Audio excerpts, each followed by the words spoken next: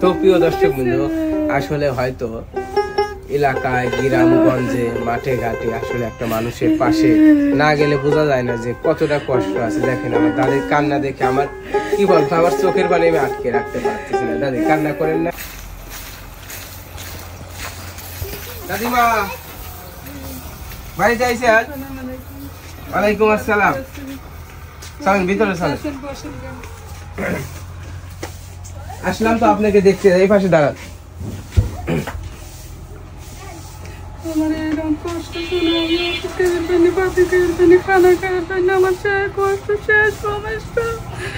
কি হয়েছে একটু বলেন তো? ডাক্তার ফিরিয়ে দেয়, আমার হাই প্রেশার হাফ ডাউন দেয়, তারপরে সেটা আবার কমে যায়, বেশি হয়, আমার গার মাথায়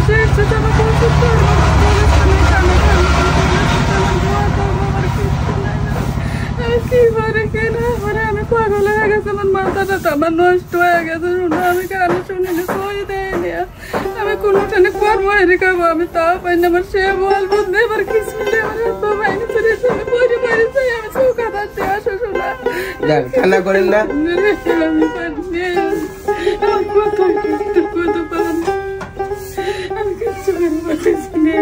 দাদা এটা উঠে বসা যাবে? ধরবো না।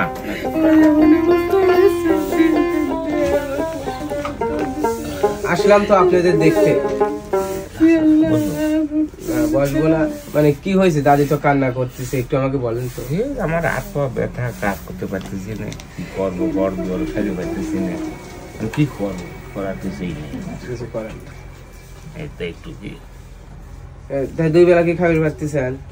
এখন পানি শুনে যাই যাই খাই। ছেলে মেয়ে ভাত খাবার দেয় না? ছেলে কাপড় দেয় না, সব টাকা থাকে, একজন টাকারই চলে না, আমাকে কি দিবি। মানে এই অসুস্থ হওয়ার আগে কি করতেন? সবাই কাজ কাম করতাম, এখন গাড়ি চালাই, কারণ গাড়ি টাড়ি নাই, কাজ কাম করতেন না, কাজ কাম করতে একদিন কাম করলে পারে আর পারিনি। আসেন সামনে আসেন, কান্না করেন না, কান্না করেন না, দেখে মানে কাল্লায় একভাবে দিন যাবে।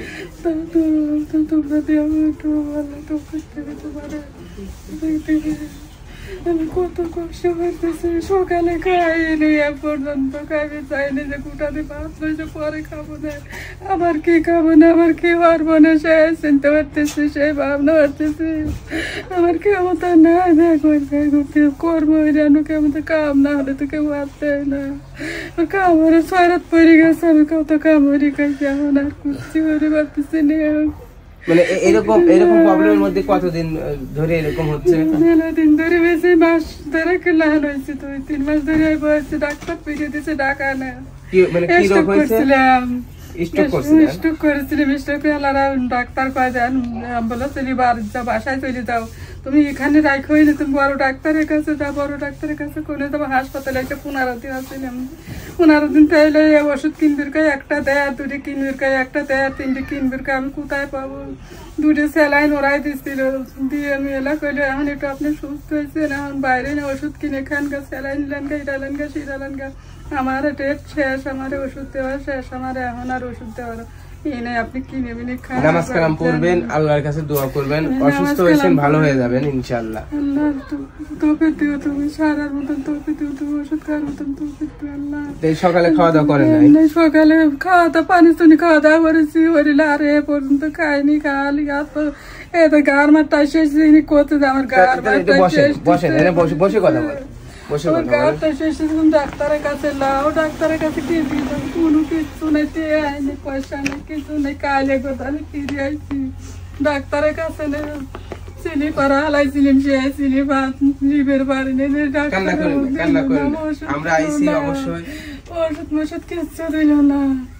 আর ডাক্তারের কাছে গেলে তোমার এইতে লাগবে, ওইতে লাগবে, 200-400 টাকা লাগবে, ওই ওষুধ কিনতে, আর একটা লাগবে 15টা দামের, এক পাতা কেনা লাগবে, সেটাও কিনবে পাইলাম না। খামান ছিলাম, চলে এলাম, আসলে এইটুকু বকলি এলে বাসায় বসে দিলাম, বসে দেয় বাবাই চলে এলাম, আসলে এখন কেমনে বেশি হচ্ছে, কেমনে। ডাক্তার কি বলে যে ওষুধ খেলে চিকিৎসা নিয়ে ঠিক হয়ে যাবে নাকি? আপ ডাউন দেওয়া, বেশি ভাই কমে, বেশি কমে, কমে না কমে, আল্লাহ রাতে কথা, আল্লাহ কি করবি না করবি না ভাই, আমি এটা বলতে পারি না জানো, এই ওষুধ খাতে খাতেই মানুষ মরতেছে, এই হতে মরতেছে। দাদা আমার এত কষ্ট হচ্ছে। দাদির কথা শুনে যা বুঝলাম, মানে অনেক কষ্টের মধ্যে দিন পার করতেছেন। তাই অবশ্যই তো ওষুধ খাইলে এত পাতে খাইলে আমাকে ফিরে ফিরে দিতেছে ডাক্তার, খালি কাটে আমি এত এত টিয়া কোনে পাবো, খাবাই নাই, রুজে নাই, কিছু নাই। ডাক্তারের কাছে গেলে গেছে এইটুক দুইটা ধরে আসছে, একটু কলা মালা দিয়ে সময় এসেছে, তাও এনে বসি ডাবরি উড়াউড়ি, তাও আবার সে সমস্যা হয়ে গেছে জানো, আর মাথা পাগল পাগল পাগল পাগল, খালি কেবা জানি বলছে, খালি টেনশন মনে হয়, খালি টেনশন মনে হয়, কেবা কান্না করেন না দাদা। আমার মানে দাদি যে এরকম হয়েছে, স্ট্রোকের পরে এরকম হয়ে গেছে। দুই মাস স্ট্রোক কিভাবে, মানে এই তো আমার চিনতে মেয়ে করে চিনতে, আপনি চিনতে হয়তো আমার চিন্তা মেয়ে করি আর প্রেশার বেশি 190 প্রেশার উঠেছিল, প্রেশার উঠে এমনকার ডাক্তাররা কি কয় কি ঘুমের বড়ি দেয়,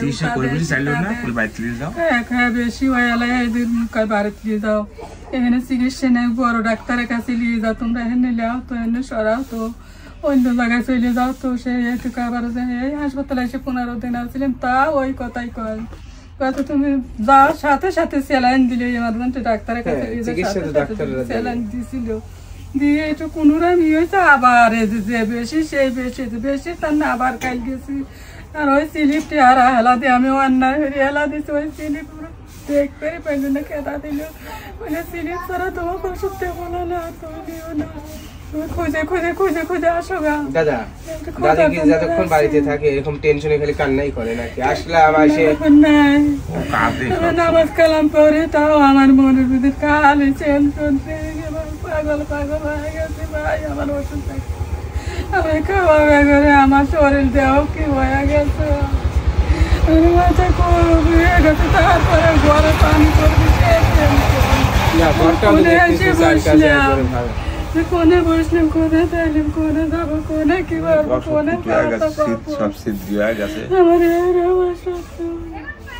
আমার খুব খারাপ লাগতেছে।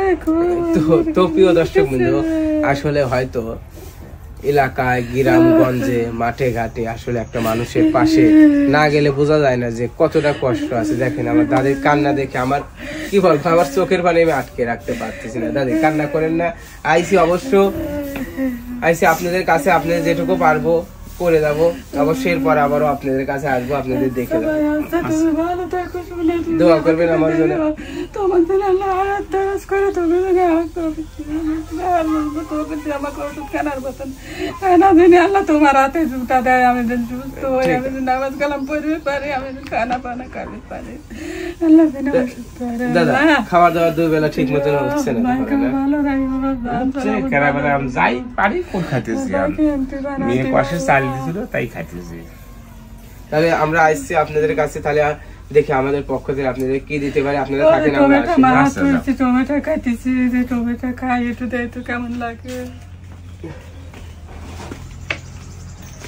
তো প্রিয় দর্শক বন্ধু, কি বলবো, মানে কথা বলার ভাষা নাই, তার কান্না দেখে আমার চোখের পানি বের হয়ে গেছে।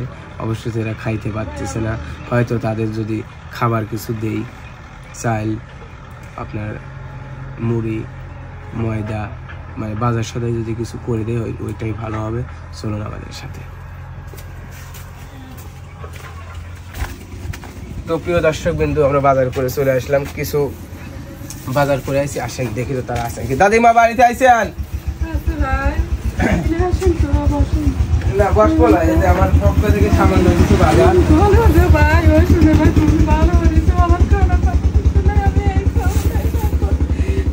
কান্না করেন না,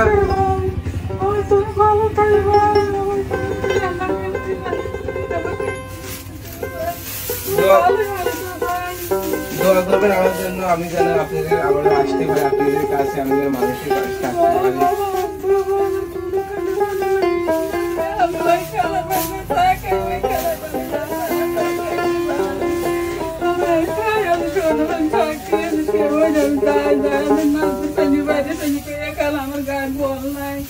আমার তোরা খাইবে আমি চলে যাই। দাদা ডাক্তারের কাছে যাই মাথা ঠান্ডা, কান্না করে না। আছি তো, আমরা তো আছি। শুনলাম যে এরকম মানে অসুস্থ দুইজনই, চলতে পারে না, তাই আসলাম আপনাদের বাড়ি। গার ভাত শেষে খাওয়াটাও খাবির পরে নিচে ভাত গালে যায় না, ভিতরে যায় না। এমন হচ্ছে আমার ধ্যান ধরে শুকো গেছে। না বস পড়ায় আসলাম, আপনাদের কথা শুনলাম, মানে শুনে মানে নিজের চোখের পানি নিজে আটকে রাখতে পারলাম না। দোয়া করবেন আমার জন্য। ঠিক আছে দাদি, আবারও আসবো। আপনি দেখলাম আপনার ঘরটা হলো ভাঙা, দেখি আমার পক্ষ থেকে আপনাদের একটা আমি ঘর দিয়ে দেওয়ার ব্যবস্থা করে দেবো, দোয়া করবেন। কারেন্ট চালিয়ে করতেছি, চলাইতেছি, কারেন্টও নাই বাড়ি। এমন অবস্থা হয়েছে, অসুস্থতা এলাই আমি একটু বিছনে করে গেছি, তাও আপনি নড়ে দিয়েছি।